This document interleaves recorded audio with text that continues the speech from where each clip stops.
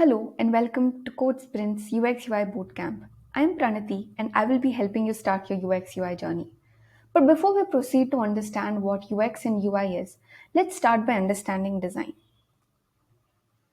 Be it the chair that you're sitting on, the buildings around you, the clothes that you're wearing, the water bottle that you use, or the digital products like your laptop, your mobile phone, the apps that you use every day, or the games that you play. Everything around us is design.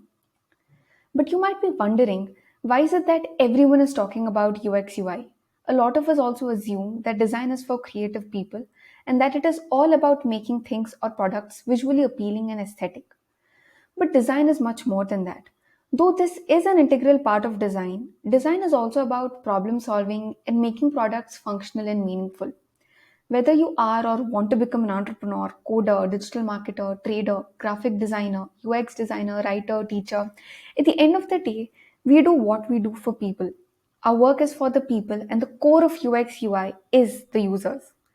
With the advancement in technology today, people's needs are rapidly changing, and so the products are to be updated to serve the people's changing needs.